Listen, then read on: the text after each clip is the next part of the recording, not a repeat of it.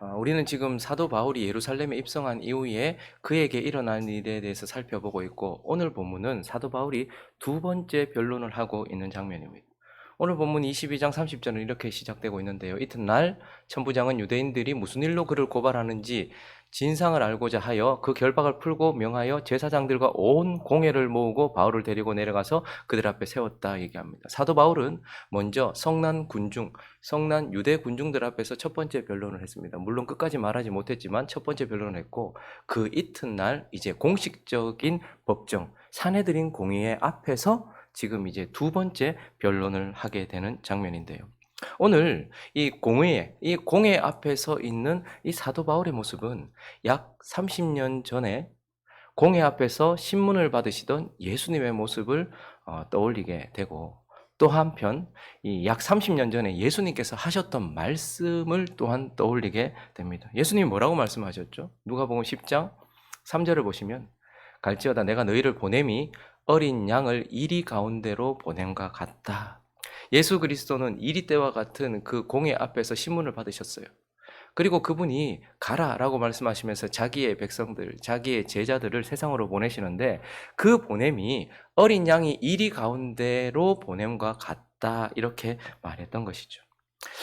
사도 바울은 예수님의 모습처럼, 그리고 예수님이 말씀하셨던 것처럼 이리 때가 가득한 세상 가운데 어린 양으로 거기 서 있다라는 것을 우리는 보게 됩니다. 그리고 동시에 또한 사도 바울은요, 이리 가운데 둘러싸인 세상 속에서 지금 어떻게 행동해야 하는지, 이리 때 가득한 세상 속에서 우리가 그러면 어떻게 살아야 되는지, 우리가 어떻게 행동해야 되는지를 보여주면서 거기 서 있다라는 거예요. 사도 바울은 이리 때에 둘러싸여 세상 한복판에 서 있기도 하지만, 오늘 본문을 통하여서 그 이리 때 가운데 둘러싸인 세상 속에서 우리가 어떻게 행동해야 하는지, 어떻게 살아야 되는지를 보여주면서 지금 거기에 있다라는 거예요. 그래서 우리는 오늘 바울의 모습을 살피면서 이리 때 가득한 세상 속에 서 있는 우리가 어떻게 살아야 되는지 바울을 통해서 배우도록 하려고 합니다. 바울은 지금 이 상황 가운데서 어떻게 서 있는가, 어떻게 행동하고 있는가, 어떻게 살아가고 있는가, 그는 바로 순결하게 행동하고 있다, 순결하게 살아가고 있다라는 것을 보게 돼요. 사도 바울은 이리대로 가득한 지금 세상 한복판에서 우리가 어떻게 해야 될지를 그가 직접적으로 가르쳐주고 있어요. 뭐라고 말하는 거 하니까, 그가 지금까지 어떻게 살아왔는지, 그리고 이런 이리때 가득한 세상 속에서 내가 어떻게 살아야 되는지에 대해서 23장 1절이 말해주고 있는데요. 1절 한번 읽어볼까요? 시작. 나는 범사에 양심을 따라 하나님을 섬겼노라 하거늘. 이리 때 가득한 세상 속에서 우리가 자기가 어떻게 살아왔으며, 그리고 어떻게 살아갈 것이며, 우리가 어떻게 살아야 하는가, 그는 양심을 따라 살아야 된다. 선한 양심을 따라 하나님을 섬겼다. 그리고 그렇게 섬기면서 살아야 된다라고 이렇게 말하고 있어요. 왜 양심이 뭐죠?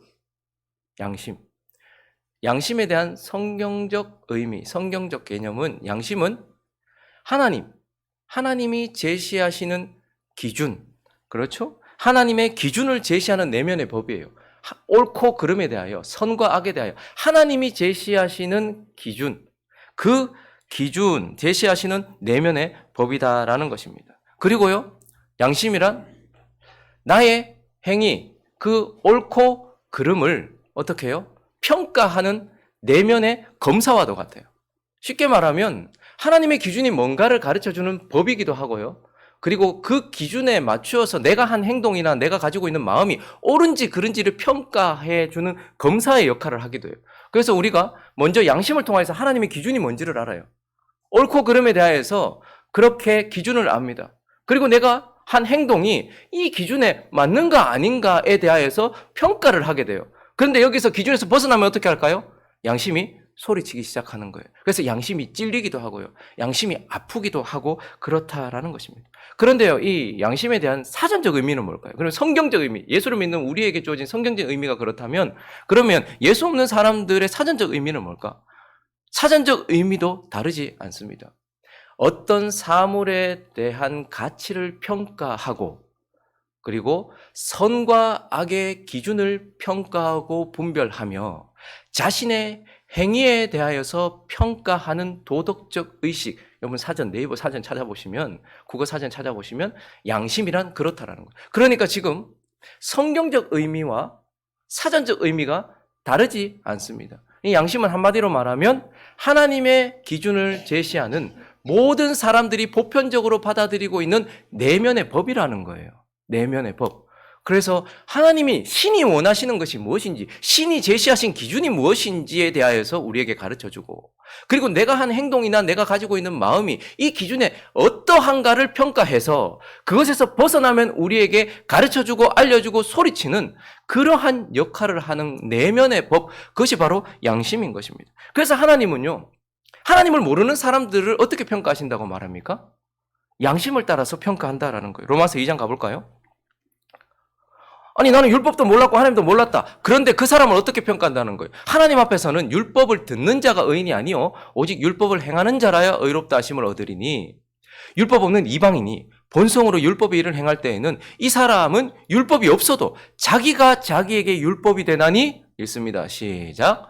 이런 이들은 그 양심이 증거가 되어 그 생각들이 서로 혹은 고발하며 혹은 변명하여 그 마음에 새긴 율법의 행위를 나타내는, 하나님께서 주신 양심은 하나님의 기준이 뭔지를 우리에게 가르쳐 준단 말이에요. 그리고요, 그 양심은 내가 그 기준에서 어떻게 살았는지를 내한테 증거해 준단 말이에요. 틀렸으면 검사처럼 고발을 한단 말이죠. 그러니까 하나님은 율법을 못 들었더라 할지라도, 하나님을 몰랐다 할지라도 그 속에 있는 양심을 따라서 그 사람을 평가한다, 이렇게 말하고 있는 것입니다. 그러나 이 양심은 또 한편요, 각각 달라요. 양심이 각각 다르다라는 거예요. 각자에게 다르다라는 것입니다. 고린도전서 10장으로 가볼까요? 무릇 시장에서 파는 것은 양심을 위하여 묻지 말고 먹으라. 이는 땅과 거기 충만한 것이 주의 것임이라. 불신자 중 누가 너희를 청할 때에 너희가 가고자 하거든 너희 앞에 차려놓은 무엇이든지 양심을 위하여 묻지 말고 먹으라. 누가 너희에게 이것이 재물이다 말하거든 알게 한 자와 그 양심을 위하여 먹지 말라. 지금 이 말은 무슨 말이냐면 어떤 상황에서 각자의 양심이 다르다는 거예요. 사도 바울의 양심이 다르고 또한 불신자의 양심이 다르고, 그리고 믿는 연약한 자의 양심이 다르다는 거예요. 사도 바울은 우상이 없다는 걸 알고 있습니다. 그래서 시장에서 파는, 그 당시 시장에서 파는 고기들은 전부 다 우상 숭배해서 그 이후에 나온 것이었거든요. 그런데 하나님에 대한 의식이 없는 불신자들은 이게 우상인지 뭔지 그런 거에 대한 전혀 양심의 가책이 없단 말이에요. 근데 그 사람이 나를 청했어. 그러면 어떡하라는 거예요? 가서 그 사람 그냥 묻지 말고 먹으라는 거예요. 그런데 내가 그거 먹는 거 보고 어떤 믿는 사람이 저거 우상의 음식인데 혹시 양심이 약해질 수 있다는 것이죠. 그러니까 지금 사도 바울은 무슨 말을 하냐면 선과 악의 기준, 하나님의 제시한 기준이 다르다는 것이 아니라 그것을 받아들인 우리 각자의 분량이 다르다는 거예요. 그래서 그 사람의 믿음의 분량에 따라서, 그 사람이 진리를 아는 분량에 따라서 양심이 각각 다르다는 거예요. 우리 육적으로도 그렇잖아요. 예하와 유나가 달라요. 그들에게 적용되는 법은 같지만 그러나 아직까지 유나보다 예하가 좀 더 아래에 있다는 거예요. 어떤 사람은 진리에 대해서 더 명확하게 알고 어떤 사람은 진리에 대해서 명확하게 알지 못하다 보면 양심이 각각 다르게 역사할 수 있다는 거예요. 그렇지만 믿음이 약한 자도 그에게 주어진 양심을 따라서, 믿음이 강한 자도 그에게 주어진 양심을 따라서 그렇게 각각 양심을 따라서 행하는 것이죠. 그래서 양심은 각각 다르다는 거예요.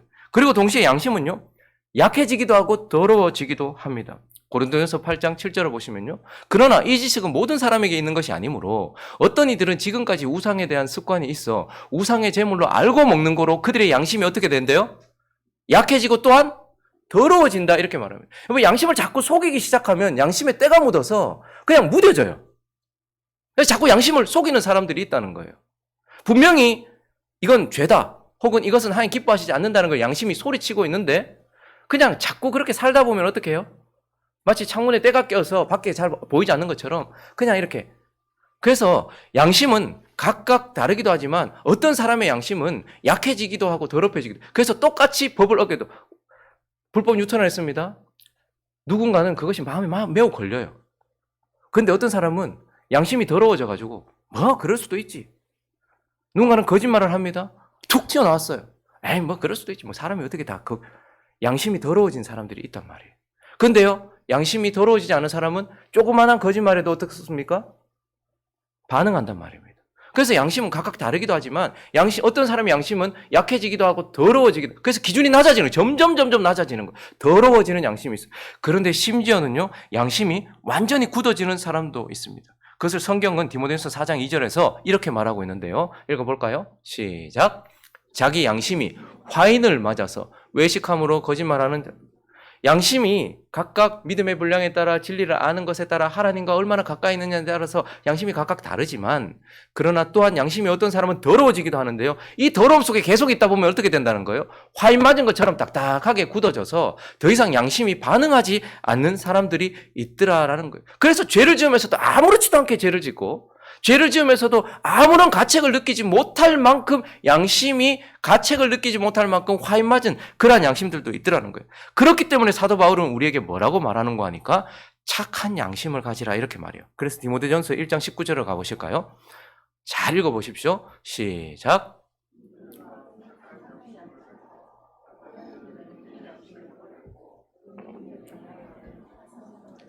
우리가 거듭나는 순간 우리는 새 영을 받습니다. 영이 살아서 새 영을 받아요. 그리고 또 뭘 받습니까? 새 마음을 받아요. 우리의 몸은 아직까지 새 것이 아닙니다. 그저 죄가 씻겨진 곳이고 하나님께서 사용하시는 육체죠. 그러나 우리는 새 영을 받고요. 새 마음을 받아요. 그래서 그 처음 받았던 마음이 무엇이냐면 착한 양심이라는 거. 그래서 거듭나면요. 사람들이 양심이 매우 예민해지고 민감해지고 부드러운 살처럼 고기처럼 그렇게 된단 말이에요. 그런데 우리는 자꾸 믿음만 가지려고 해요. 자꾸 하나님의 말씀을 반쪽만 알아요. 그래서 거듭났으니까 우리 믿음 가졌네. 근데 사도 바울은 항상 믿음과 짝하여서 뭘 얘기합니까? 양심을 얘기해요. 우리가 거듭날 때 뭘 받았냐? 하나님께 믿음을 받았다. 동시에 우리가 거듭날 때 착한 양심을 받았다. 그래서 사도 바울은 언제나 믿음과 착한 양심을 같이 가지고 있어야 된다고 얘기하고 있고, 사도 바울은 이 양심, 처음에 우리가 거듭날 때 하나님께서 우리에게 새롭게 하신 우리의 마음속에 역사하고 있는 우리의 영과 우리의 마음에 영혼에 역사하고 있는 이 착한 양심을 계속해서 가지고 있어야 된다. 이렇게 말하고 있어요. 그리고 3장으로 넘어가 보시면요. 9절에 시작. 깨끗한 양심에 믿음의 비밀을 가지고 착한 양심을 깨끗하게 계속해서 관리해야 된다라는 거예요. 사도 바울은 착한 양심을 가지라. 근데 우린 자꾸 믿음만 자꾸 얘기해요. 근데 사도 바울은 항상 믿음과 양심을 같이 얘기하고 있어요. 믿음과 양심. 근데 이번에는 또 뭐라고 말합니까? 깨끗한 양심. 그래서 사도 바울은 우리에게 너희가 거듭날 때 하나님께서 주셨던 착한 양심, 그것을 가지고 어떻게 해요? 계속 깨끗하게 유지하고 있으라는 거예요. 깨끗하게 유지하고 있어야 된다라고 말하고 있고, 그래서 선한 양심을 따라서, 착한 양심을 따라서, 깨끗한 양심을 따라서 우리는 살아야 된다라고 말하고 있고, 오늘 사도 바울이 다시 1절로 가볼까요? 뭐라고 얘기하는 거 하니까 바울이 공회를 주목하여 이르되 여러분 형제들아, 오늘까지 나는 범사에 양심을 따라 하나님을 섬겨노라. 지금까지 믿음으로, 그리고 나는 선한 양심, 착한 양심을 따라서 내가 하나님을 섬겼다. 이렇게 말하면서 이리 때 가득한 세상 속에서 우리가 어떻게 살아야 되는가? 우리는 어떤 사람의 기준도 아니에요. 세상이 정해놓은 기준도 아니에요. 하나님이 우리에게 주신 말씀과 그리고 내 안에 있는 내면의 법, 내 안에 있는 양심을 따라서 하나님을 섬겼다라고 말하고 있고 하나님을 섬겨야 된다라고 말하고 있어요. 그래서 오늘 본문이요. 선한 양심을 따라서 살아가는 것이 무엇인지 바울을 통해서 더 보여주고 있어요. 바울이 샘플입니다. 아나니아라는 사람과 대조해가면서요. 2절에 보니까요. 그는 선한 양심을 따라 살았다 이렇게 얘기하는데 2절에는 대제사장 아나니아 이름이 등장하고 있어요. 아나니아라는 사람이 등장하고 있어요. 근데 이 사람은 어떤 사람인가? 성경에는 그에 대한 평가가 더 이상 나오지 않습니다. 그러나 역사는 그에 대해서 평가를 했어요. 왜냐하면 아나니아가요. 대제사장 중에서 가장 악한 제사장으로서 악평을 받았던 자거든요. 저 사람이 어떤 사람이었냐면 대제사장으로서 일반 제사장들의 11조를 빼앗아갔던 사람이에요. 몰래 훔치다가 나중에는 그냥 깡패처럼 빼앗아갔던 사람이에요. 그래서 자기 배를 불렸던 사람. 거짓된 양심으로 살았던 사람. 그리고 나중에는요. 화인 맞은 양심. 그러한 양심으로 살았던 사람이 아나니아였어요. 그래서 나중에 여러분 보통 대제사장들은요. 로마 사람들을 싫어합니다. 하나님의 법, 하나님의 제사장으로서 그렇게 살아야 되잖아요. 그런데 그는요. 친로마인이었어요. 그래서 자기의 정치적 영역을 넓히기 위하여서 살았던 사람이에요. 그래서 친로마 정책을 썼던 사람. 결국은 그래서 민족주의자들, 유대민족주의자들에 의해서 저 사람이 살해를 당합니다. 그래서 아나니아 하면 거짓된 양심으로 살았던 사람, 화인 맞은 양심으로 살았던 사람이에요. 근데요, 1절에 나오는 사도 바울은요, 선한 양심을 따라서 살았던 사람이다 이렇게 얘기하면서 거기에 하나의 에피소드를 얘기해 주고 있어요. 그래서 3절 계속 가보시면요, 바울이 자기 입을 치라고 말하고 있거든요. 그 아나니아가 입을 치라고 말하고 있으니까 바울이 그때 뭐라고 얘기하는 거 아니까, 이르되 회치란다며 하나님이 너를 치시리로다. 네가 나를 율법대로 심판한다고 앉아서 율법을 어기고 나를 치라 하느냐? 이렇게 바울이 격하게 반응했단 말입니다. 그런데 곁에 선자가 뭐라고 말하는 거니까, 야, 방금 니한테 말한 사람 대제사장이다. 네가 지금 하나님의 대제사장을 욕하느냐? 그 얘기를 딱 해줬어요. 그랬더니 사도 바울이 뭐라고 얘기하는 거 아니까? 바울이 이때, 형제들아, 나는 그가 대제사장인 줄 알지 못했다. 기록되었을 때 너의 백성의 관리를 비방하지 말라 하였느니라. 그러니까 사도 바울이 지금 사과를 하고 있는 거예요. 사도 바울이 왜 그 사람이, 아나니아가 자기한테 말하는 사람이 대제사장인지 몰랐는지는 확실하게 알지 못하겠어요. 그가 대제사장의 의복을 입지 않고 앉아 있었거나, 아니면 사람들이 여러 명 모여 있으니까 그 공회에 70명이 넘는 사람이 거기 있었잖아요. 그러니까 말을 했는데 누가 말했는지 듣지는 못했거나, 아니면 사도 바울이 시력이 좋지 않잖아요. 그러니까 명확하게 누가 말했는지 알지 못해서 그랬을 수도 있지만, 어떤 여러 가지 이유 때문인지 모르겠지만 사도 바울이요, 지금 엉뚱한 말을 하고 있는 어떤 사람을 향해서 회칠한 다음이요, 네가 지금 율법을 가지고 나를 말하겠다고 하느냐라고 말했는데, 옆에서 뭐라고 말해준 거예요? 야, 네가 지금 하나님의 대제사장을 욕하고 있냐? 그때 사도 바울이 곧바로 자기 자신의 태도를 바꿉니다. 출애굽기 22장 28절에 하나님의 관리를 욕하지 말라고 말했다는 것이 그 속에서 역사한 거예요. 아, 맞다. 하나님은 아무리 악한 사람이라 할지라도 하나님이 세우신 관리를 욕하지 말라고 말했던 그 말씀이 사도 바울 안에서 기준으로 잡혀 있는 거예요. 그렇기 때문에 자기가 방금 했던 행동이 하나님의 말씀의 기준에서 봤을 때 잘한 거다 잘못했는 거다? 잘못한 거예요. 그러니까 바로 태도를 바꿔서 용서를 구하고, 아, 나는 대제사장인지 몰랐다 라고 말하면서 양심을 따라서, 하나님께서 정해놓으신 기준을 따라서 지금 그렇게 행동하고 있는 것을 보게 돼요. 그러니까 사도 바울은 말로만 나는 지금까지 양심을 따랐다 살아가는 것이 아니고, 지금 이 한 에피소드를 통하여서 아나니아라는 이 화인 맞은 양심을 가지고 있는 사람과 대조되면서 사도 바울이 지금까지 어떻게 해왔는지, 자기가 하나님의 기준에 따라서 살아왔다라는 것을 우리에게 가르쳐주고 있는 거예요. 그래서 사도 바울은요, 선한 양심을 가졌고 깨끗한 양심을 항상 유지해 왔으며, 그래서 그 양심을 따라 살았다라고 말하고 있고, 이러한 삶을 다르게 표현하면 뭐 어떤 삶이다? 순결한 삶이다라는 거예요. 순결이란 순수, 착함을 말하는 것이 아닙니다. 순결이란 하나님께서 나에게 주신 기준을 따라서 내가 그 양심을 따라서 살아가는 삶의 행태를 순결이라고 해요. 그래서 겉과 속이 다르지 않은 것을 말해요. 하나님께서 내 안에 주신 그 양심이 있어요. 근데요, 살면서 그게 더러워지는 사람들이 있습니다. 어떤 사람은 아예 딱딱하게 굳어져 버린 사람이 있어요. 근데 사도 바울은요, 착한 양심을 가졌고, 그리고 깨끗한 양심으로 계속해서 유지하고 있었고, 사도 바울은 그 양심을 따라서 계속해서 행동하고 있다라는 거예요. 그래서 그는 그 속에 주어진 내면의 법과 그가 행하고 있는 행동이 일치를 하고 있고, 이러한 삶, 양심을 따라 살아가고 있는 삶을 바로 순결한 삶이라고 말하고 있는 것이죠. 그래서 그는 순결하게 살았다라고 말하고 있고, 우리에게도요, 세상 속에서 이리때 가득한 양심이 화인 맞고 양심이 거짓된 사람들, 양심을 따라 살지 않는 사람들, 그런 이리때들이 가득한 세상 속에서 우리는요, 순결하게 살아야 된다라고 우리에게 말씀해 주고 있는 것입니다. 그리고 오늘 본문 말씀을 통하여서 또 하나, 사도 바울은 어떻게 살았고 우리에게 어떻게 살라고 말하고 있는가? 두 번째는 지혜롭게 살았다는 거예요. 이리때 가득한 그 세상 속에서 사도 바울이 지금 어떻게 살았는가? 지혜롭게 살았다는 거예요. 사도 바울은 지금 이런 상황 속에서 직접적인 그의 말을 통해서 직접적으로 우리가 어떻게 해야 되는지를 가르쳐 줬어요. 양심을 따라서 순결하게 살아야 된다. 그런데 오늘 그의 행동 전체를 통하여 간접적으로 우리가 어떻게 살아야 되는지에 대해서 또 말해주고 있는데요. 그의 행동 전체를 통해서 그가 소리치고 있는 삶의 행태는 무엇이냐면 지혜롭게 살아야 된다라는 거예요. 지혜롭게 살아야 된다. 지혜가 뭡니까? 지식과 지혜는 다릅니다. 지식은 어떤 사물이나 상황에 대한 객관적인 정보를 얘기하는 거예요. 그래서 이것은 어떻게 습득합니까? 학습을 통해서 책상에 앉아서 습득할 수 있어요. 근데 지혜는요, 이 모든 지식들을 융합하고 바르게 결합하고 그리고 바르게 사용하여서 선을 이루는 것, 그것을 지혜라고 얘기하는 거예요. 아무리 말이 안 와도요, 박사예요. 그 분야에 있어서 모든 정보를 다 알고 있어요. 그런데 지혜가 없으면 이걸 활용할 줄은 모르는 거예요. 지혜는 이 모든 지식들을 아름답게 선용하여서 선을 이루는 것이고 유익하게 사용하는 것이에요. 그래서 우리에게 지혜가 있어야 돼요. 지혜는 반드시 지식을 통하여 주어지는 것이에요. 그렇지만 지식이 있다고 해서 지혜로운 것은 아니에요. 많이 안다고 그 사람이 유익을 주는 것이거나 바르게 사는 것이 아니에요. 우리에게는 지식과 함께 지혜가 필요한 것이고 지혜는 이 모든 지식들을 바르게 활용하여 선을 이루고 이 모든 지식들을 유익하도록 사용할 수 있는 거예요. 그런데 이런 지혜는요, 삶 속에서 습득이 되어져요. 경험을 통해서 제대로 알게 되는 거예요. 그래서 우리가 뭔가를 알았다라고, 성경이 야다라고 안다라고 표현할 때는요, 정보를 습득했을 때가 아니고 이것을 활용할 줄 알고 이것을 선하게 유용할 수 있을 때, 솔로몬처럼 그가 가지고 있는 모든 지식들이 아름답게 활용되어질 때 지혜라고 하고 있고, 하나님은 지혜를 가지라라고 이렇게 말하고 있는 거예요. 근데 오늘 사도 바울이요, 우리가 지금 1차, 2차, 3차 선교여행을 해오고 있는 사도 바울, 그리고 지금 오늘 본문에 나오고 있는 예루살렘에 서 있는 사도 바울, 이 사도 바울의 모습을 통해서 사도 바울이 얼마나 지혜로운가를 우리는 확인하게 되는 것입니다.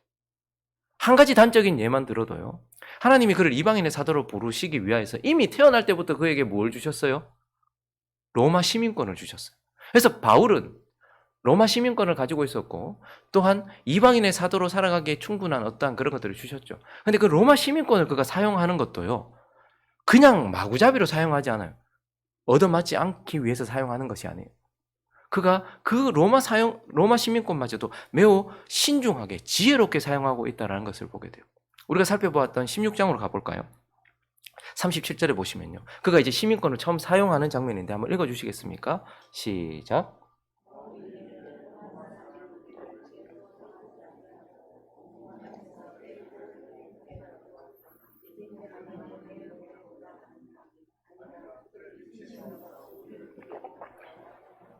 (2차) 선교행 떠났을 때에 아시아 지역에서 복음을 전하지 못하게 하셨던 하나님의 영, 예수 그리스도의 영이 저기 갈라디아 마게도니아 지역으로 넘어가라, 그렇게 해서 유럽으로 복음이 전파되게 되는 첫 번째 성 빌립보에서 사도 바울이 루디아를 만났고, 그리고 귀신 들린 여종을 고쳐줬다가 감옥에 갇히게 되는데, 그냥 감옥에 감금되는 것이 아니고 태형을 맞습니다.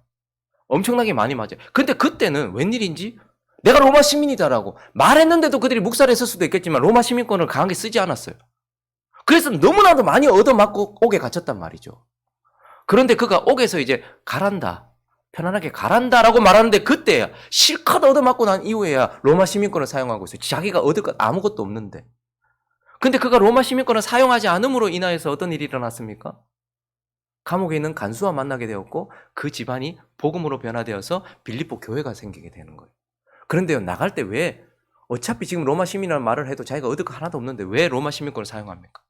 이제 남겨진 자들이 보호를 받을 수 있도록, 그리고 그가 전한 복음이 로마 시민인 나도 받을 수 있고 불법적인 것이 아니다라는 것, 복음을 변증하고 복음을 받아들인 그 교회 성도들을 보호하기 위해서 로마 시민권을 아주 지혜롭게 사용하고 있어요. 그래서 그는 먼저 로마 시민권을 사용하지 않고 얻어맞았어요. 엄청나게 얻어맞고 보호하기 위해 로마 시민권을 사용해요. 근데 22장으로 가보시면요, 가죽줄로 바울이 곁에서 이제 때리려고 했어요. 예루살렘에 들어왔거든요. 이제 똑같이 빌립보에서 있었던 일처럼, 에베소에 있었던 일처럼 그를 때리려고 했어요. 그런데 그때는 바울이요, 곁에 서 있는 백부장들을 이르되 너희가 로마 시민된 나를 죄도 정하지 아니하고 채찍질하는, 로마 시민권은 그때 사용합니다. 이때는 때리기 전에 사용해요. 왜 그랬을까요? 이 로마 시민권을 사용함으로 인하여서 유대인들에게 복음을 변증할 기회를 얻어낸 거예요. 그래서 공식적으로 사내들인 공의회가 열렸고, 그래서 지금 그가 공식석상에서 복음에 대하여 변증하고 있는 거죠. 그러니까 사도 바울은요, 자기가 가지고 있는 것을 매우 지혜롭게 활용하고 있다라는 것을 보고 지혜롭게 행동하고 있어요. 로마 시민권을 사용함에 있어서도 어떨 때에는 복음을 더 전하고 교회를 보호하기 위해서, 어떨 때에는 자기가 공식석상에서 복음을 변증하기 위해서 사용하고 있다라는 것을 보게 돼요. 그리고 오늘 본문의 에피소드도 마찬가지입니다. 6절부터 한번 보세요. 바울이 공회에 섰습니다. 그런데 바울이요, 주목하여서 공회를 봤는데 일부는 사두개인이고 다른 일부는 바리새인 줄 알았어요.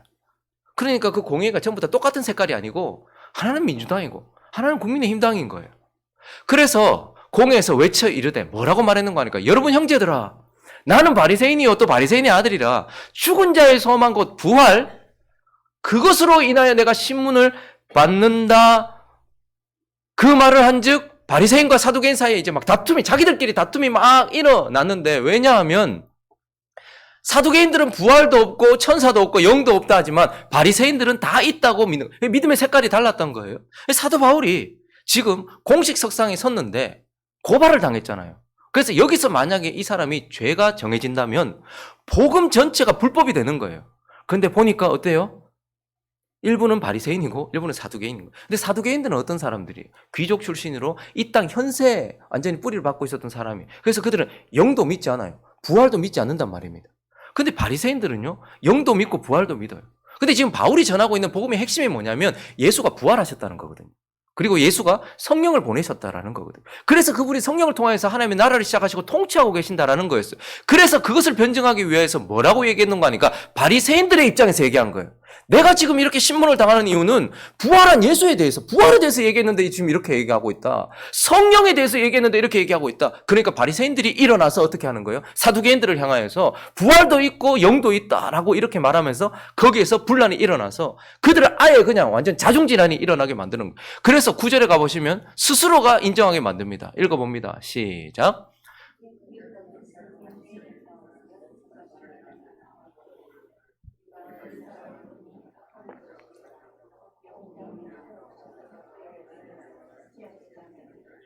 바울 틀린 거 없네. 부활에 대해서 얘기하는데, 영에 대해서 얘기하는데, 그러면서 그 공의에서 더 이상 바울을 공식적으로 죄인으로 처리하지 않도록 그가 행동했던 것을 보게 돼요. 그러니까 지금 사도 바울은요, 이리때 가득한 세상 속에서 아주 지혜롭게 행동하고 있다는 것을 보게 되고, 우리 또한 하나님은 이 세상 가운데서 양심의 화인을 맞고 거짓 양심으로 살아가는 그 이리때 가득한 세상 속에서 지혜롭게 살아야 됩니다. 그래서 순결함과 지혜는 동전의 양면과 같아서 우리의 삶의 양방향을 함께 해나가야 돼요. 어떤 사람은 순결하게만 살려고 노력합니다. 어떤 사람은 지혜롭게 살려고만 해요. 그러나 하나님은 순결하게 지혜롭게 살아야 된다라고 바울이 우리에게 자신의 모습을 통해서 가르쳐주면서 하나님이 그를 통해 우리에게 말씀해주고 있는 것입니다. 말씀을 정리하겠습니다. 여러분, 예수님은 우리가 마주할 세상에 대해서 미리 말씀해 주셨습니다. 마태복음 가볼까요? 10장.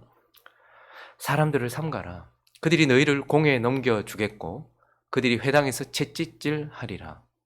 또 너희가 나로 말미암아 총독들과 임금들 앞에 끌려가리니 이는 그들과 이방인에게 증거가 되리라. 17절 다시 보시면요, 사람들 삼가라. 공회에 넘겨주겠고 회당에. 우리는 더 이상 공회나 이런 것에 있지 않지만 우리도 여전히 이리때 가득한 세상 속에서 복음을 변증해야 되고 우리에 대한 그런 상황들이 있잖아요. 사도 바울이 그랬고 우리 또한 마찬가지입니다. 세상 속에서 이러한 상황들. 그래서 주님은 이러한 상황들을 만날 것이라고 미리 말씀하셨어요. 자, 그런데요, 16절을 보시면 그러한 상황들만 얘기하신 것이 아니라 그러한 상황 속에서 우리가 어떻게 행동해야 되는지를 더 먼저 앞서 말씀해 주셨습니다. 읽습니다. 시작. 보라, 내가 너희를 보냄이 양을 이리 가운데로 보냄과 같도다. 그러므로 너희는 뱀같이 지혜롭고 비둘기같이 순결하라. 주님은 우리가 만날 상황보다 먼저 우리가 어떤 삶을 살아야 되는지에 대해서 말씀해 주셨습니다. 주님은 우리에게 순결하게, 너에게 준 양심, 착한 양심, 깨끗한 양심 유지해라. 여러분, 기도하는 이유가 뭡니까? 우리의 마음을 닦는 거예요. 우리의 양심을 다시 한번 말씀에 맞추고 성령에 맞추는 거예요. 그래서 깨끗한 양심을 가지고 있어야 되고 그 양심에 따라서 이 속과 내 안에 있는 내면의 법과 내 행동이 다르지 않는 삶. 하나님은 세상 속에서 사람들 다 그렇게 하니까, 사람들 다 불법 주차하면 나도 거기에 쓱 불법 주차하고, 사람들 다 탈세하면 나도 거기 쓱 탈세하고, 그런 양심을 속이는 사람, 양심에 화인 맞은 사람이 아니라 내 안에 주신 하나님께서 주신 양심을 따라서 선한 양심, 착한 양심, 깨끗한 양심을 따라서 사는 순결한 삶으로 우리에게 세상 속에서 그렇게 살아라. 그리고요, 지혜롭게 살아라 라고 말씀하고 있는 것입니다. 바울이 그러한 삶을 살았고 이제 우리가 그러한 삶을 살아야 한다는 것을 기억하면서 선한 양심을 따라서 순결하게 살아가는 저와 여러분, 그리고 지혜롭게 살아가는 저와 여러분 되시기를 예수 그리스도의 이름으로 축원합니다.